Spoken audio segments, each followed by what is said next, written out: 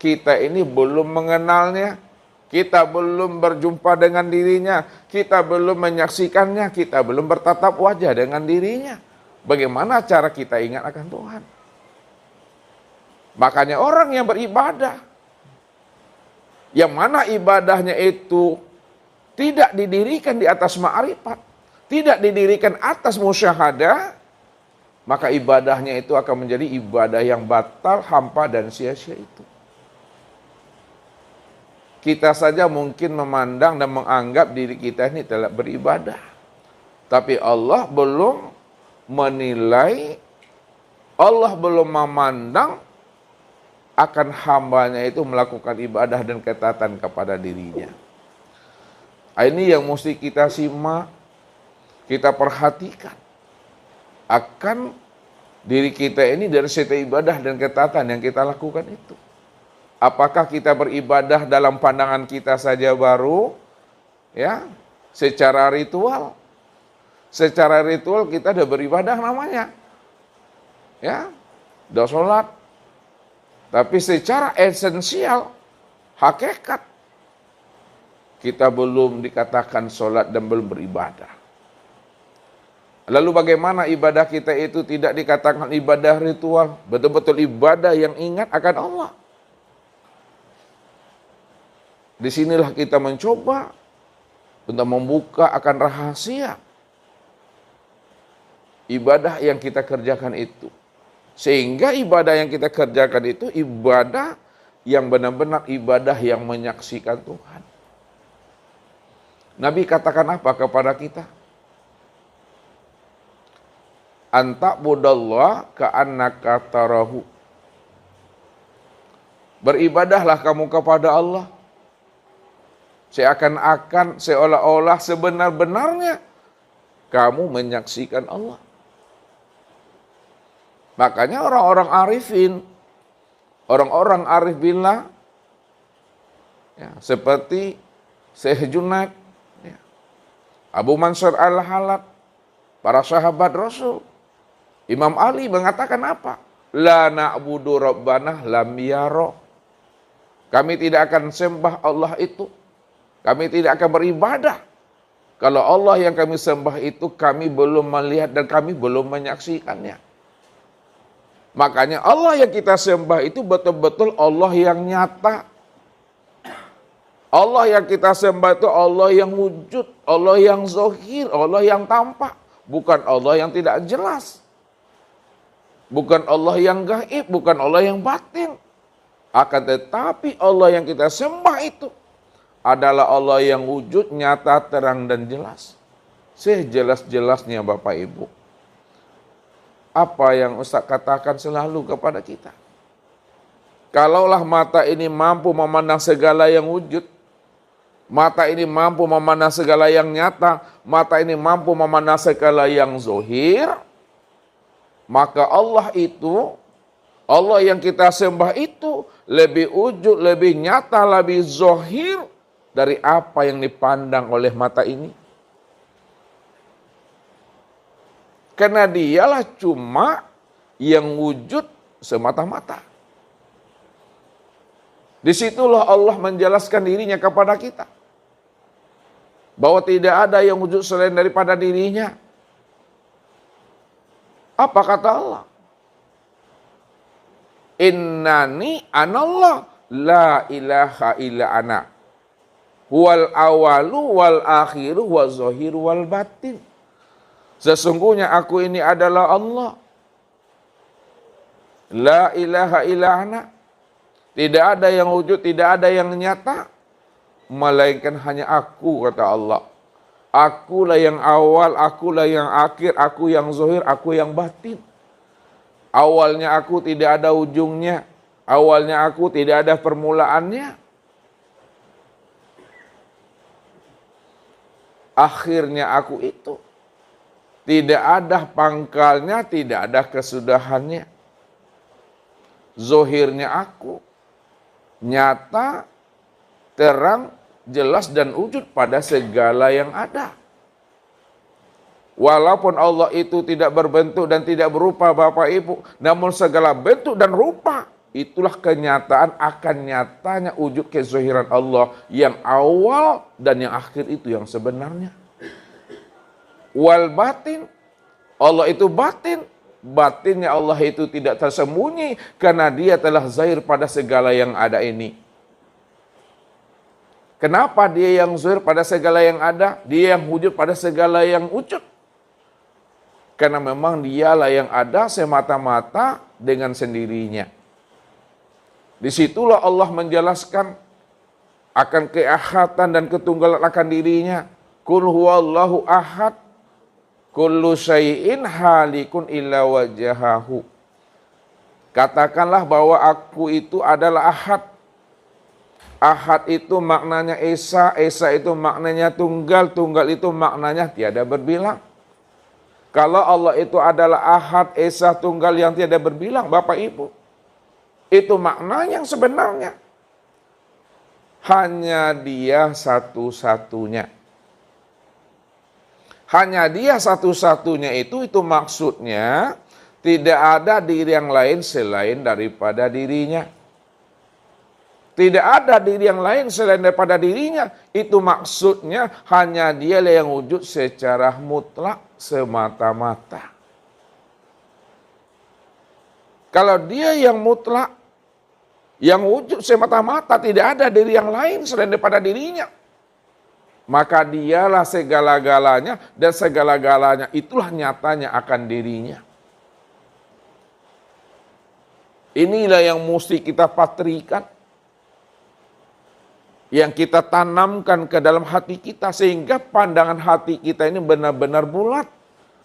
Bukan bulat bersisi, bukan bulat bersegi, tapi bulat yang benar-benar sudah digulirkan, bulat yang bisa digolongkan, picak dan pipi yang sudah bisa dilayangkan Bapak Ibu. Ini yang diajarkan oleh orang-orang arifin. Ini yang disampaikan oleh orang arif billah. Supaya pandangan hati kita itu benar-benar mampu memandang dan menyaksikan yang Allah itu yang wujud nyata dan terang. Apa kata mereka? Suhudul kasra fil wahda. Pandang yang banyak pada yang satu. Apa maksudnya pandang yang banyak pada yang satu? Bahwa segala yang wujud, segala yang berbentuk, segala yang berupa, segala yang wujud dan segala yang nyata, itulah sebenarnya kezuhiran nyatanya akan diri Allah yang tunggal dan yang ahad itu. Suhudul wahdah fil kasra. Pandang yang satu pada yang banyak. Itu maksudnya bahwa Allah lah yang wujud dan yang nyata pada sekalian alam ini. Suhudul wahda fil wahda, pandang yang satu tampak yang satu. Allah lah sebenar-benarnya yang menyaksikan akan kesempurnaan dirinya sendiri. Tidak ada diri siapa-siapa lagi yang ada dan yang wujud di sana Bapak Ibu. Kalaulah boleh Ustadz berikan kias dan perumpamaan kepada Bapak Ibu. Ya. Pak Azam tahu namanya kaliki. Batiak tahu. Pepaya. Gandul lain. Pepaya tahu. Pepaya tu batiak tu menurut Ustaz. Batiak tu yang kaliki tu. Kaliki itu namanya gandul namanya. Jadi gandul, kaliki, batiak, pepaya, inyojonya tu. Sekarang mana yang Bapak Ibu mudah memahaminya? Ustaz pakai bahasa kaliki, batiak, pepaya, atau kates? Pepaya. Bapak Ibu beli namanya pepaya, yang bareknya enggak 3 kilo. Ya, kalau ada yang 4 kilo, beli yang 4 kilo tu. 4 kilo tu Pak Zam. 4 tu kilo. Jadi beli pepaya tadi yang beratnya 4 kilo, ya, dipotong-potong, ya, dicancang-cancang, tahu kan? Pak Zam tahu dicancang? Dia apa? Dicincang-cincang.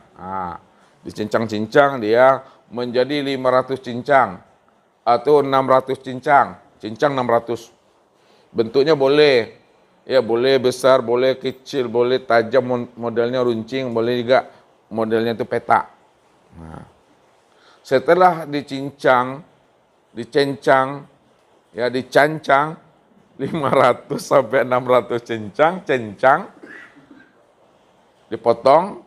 Nah, pertanyaan Ustaz, adakah Pak Azam bisa memandang semangka padanya itu? Adakah semangka pada 600 potong tuh? Kenapa tak ada Pak Azam? Yang dicincang itu pepaya, betik. Kalau yang dicincang itu betik pepaya, maka yang nampak itu semangka atau pepaya? Pepaya. Itu maksudnya Bapak Ibu. Kalau Bapak Ibu sudah memotong-motong pepaya, mencincang-cincang pepaya itu 500 potong, 600 potong, sudah dipastikan Bapak Ibu tidak akan bisa melihat namanya semangka di situ. Tidak akan terpandang semangka di situ, itu maksudnya. Tak nampak semangka di situ. Yang nampak apa? Yang nampak itu adalah pepaya, batiak, keliki, gandul, itu yang nampak tuh. Apa maksudnya? Makanya kias itu untuk menghantarkan pemahaman kepada kita tentang Allahnya. Allah itu ahad, Allah itu tunggal. Dia cuma yang wujud semata-mata. Kalau dia yang ahad, tunggal, wujud semata-mata, tak ada diri yang lain, maka kemanapun kita memandang dalam bentuk rupa yang berbeda, wujud yang lain, pada sekalian alam ini, maka yang nampak itu juga dirinya. Takkan pernah nampak diri yang lain.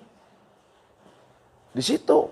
Kenapa tidak pernah nampak, tidak pernah terlihat ada diri yang lain di situ? Karena diri yang lain tidak pernah ada, yang ada itu hanya dia semata-mata. Kalau Bapak Ibu memotong pepaya, mencincang pepaya, tentu pepaya lah yang nampak pada 600 potong itu. Pepaya yang nampak pada 500 potong itu. Karena pepaya cuma yang wujud dan yang ada yang kita potong. Itu kias. Kalau Allah yang wujud, wujudnya itu ahad, tunggal, dia semata-mata, tidak ada diri yang lain, maka itulah jawabannya, fa aina ma tuwallu fasama wajhullah. Kemanapun kamu hadapkan wajahmu, ke barat, timur, utara, selatan, di atas, di bawah, kiri dan kanan, depan dan belakang, luar dan dalam, maka yang terpandang itu hanyalah Allah semata-mata. Tak ada diri yang lain di situ. Makanya kenali akan tahwilnya Allah. Kenali penyamaran Allah. Kenali tajalli, kezohiran dan penampakan Allah itu pada segala yang ada ini. Inilah yang dilatih pandangan hati ini. Makanya dalam hal melatih pandangan hati diajarkan ya, kepada kita oleh guru-guru mursyid dalam tingkatan menafikan segala yang wujud dalam pandangan hati dan menyatakan Allah lah yang wujud pada segala yang ada ini. Caranya bagaimana? Caranya itu hapuskan sekalian alam dan lenyapkan sekalian diri dalam pandangan hati. Kalau sudah hapus sekalian alam, sudah lenyap sekalian diri dalam pandangan hati, maka disitulah nyata senyata-nyatanya Allah lah yang wujud dan yang nyata pada sekalian alam, Allah yang wujud dan nyata pada sekalian diri.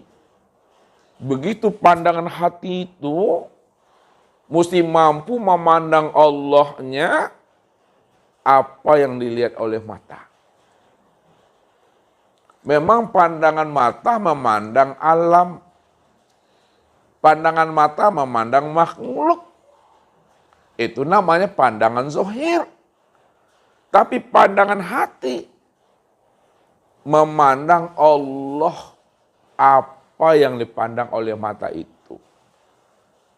Ya. Pandangan zahirnya nampak makhluknya, itu maksudnya. Pandangan batinnya tampak Allahnya. Pandangan zahirnya tampak insannya. Pandangan batinnya tampak Allahnya.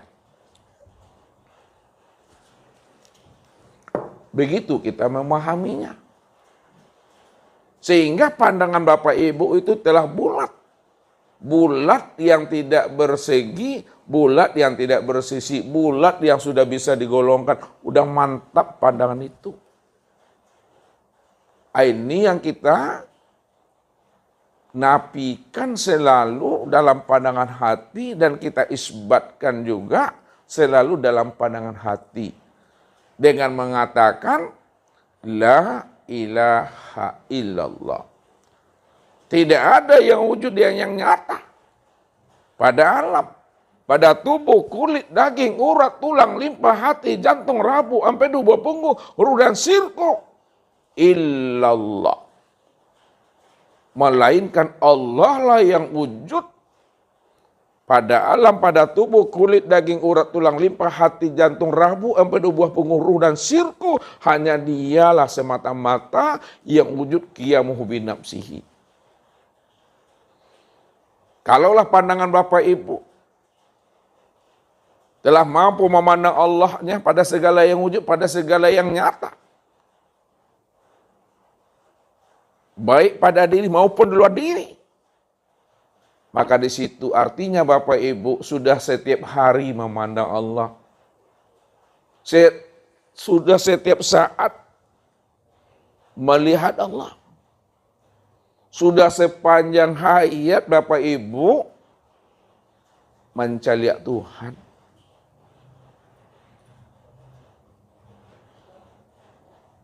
Kalau kita sudah setiap hayat, sudah setiap hidup, sudah setiap hari, detik, jam kita melihat Allah. Inilah orang yang disebut namanya orang yang telah fana Bapak Ibu. Orang yang fana itu Bapak Ibu, yang dikatakan fana itu Bapak Ibu. Tidak ada terlihat lagi diri yang zahir dan tidak pula terlihat lagi diri yang batin daripada diri Bapak Ibu itu. Yang terlihat diri yang zahir dan diri yang batin itu hanya diri Allah semata-mata. Itu yang fana tuh. Tak nampak diri kita ini zahir dan batin lagi. Yang ada itu, yang wujud itu hanya diri Allah, zahir dan batin. Kalau Allah yang nampak, Allah yang wujud, yang terlihat, diri yang zahir dan diri yang batin. Maka siapa Bapak Ibu itu yang sebenarnya? Bapak Ibu inilah yang dikatakan ainullah. Bapak Ibu inilah yang dikatakan tajaliyatillah. Bapak Ibu inilah yang katakan hakikatullah itu. Tiada lain. Hanya dia Bapak Ibu. Ini Allah katakan. Al-insanu nafsi wa ana nafsuhu. Insan itu diriku. Akulah dirinya insan itu, kata Allah. Rupanya yang mengatakan insan itu bukan Bapak Ibu, yang mengatakan insan itu Allah. Al-insanu siri wa siri sifati wa sifati la ghairi. Insan itu adalah rahasiaku. Rahasiaku itu adalah sifatku. Sifatku itu tiada lain aku, itu kata Allah. Karena aku yang wujud. Aku cuma yang ahad, aku cuma yang esa, aku cuma yang tunggal. Tidak ada di siapa-siapa di situ. Rupanya memandang Allah itu. Sempurnalah memandang Allah pada diri. Siapa yang sudah sempurna memandang Allah pada dirinya, maka terpandang pula lah Allah di luar dirinya. Inilah yang dikatakan dari Allah, bagi Allah, dan untuk Allah. Ya. Disitulah Allah menjelaskan. Yang terpandang itu pada diri insan itu adalah dirinya. Kenapa? Inna rabbaka ahatta bin nas. Sesungguhnya Allah itu, Rabbmu itu sudah meliputi akan diri setiap insan. Allah itu sudah wujudnya itu meliputi diri setiap insan. Kalau Allah itu sudah wujudnya meliputi diri setiap insan, maka disitulah dikatakan insan itu rahasia Allah.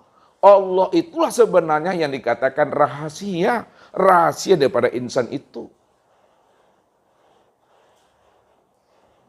Makanya siapa yang ingin mengenal, ingin berliqo, ingin bermusyahadah, ingin bertatap wajah dengan Allah, kenalilah rahasia insan. Siapa yang sudah mengenali rahasia insan, disitulah dia bersobok dengan Tuhan itu. Karena Allah itulah sebenarnya yang dikatakan rahasia daripada insan itu yang sebenarnya.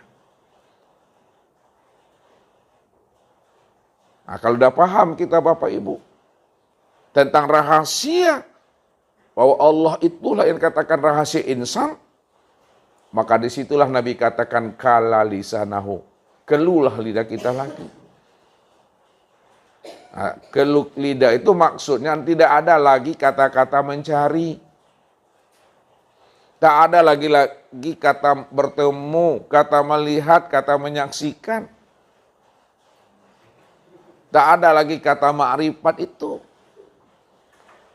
Kalau masih ada kata mencari, kata bertemu, kata melihat, kata menyaksikan, kata ma'rifat, masih ada juga dua wujud tuh Bapak Ibu.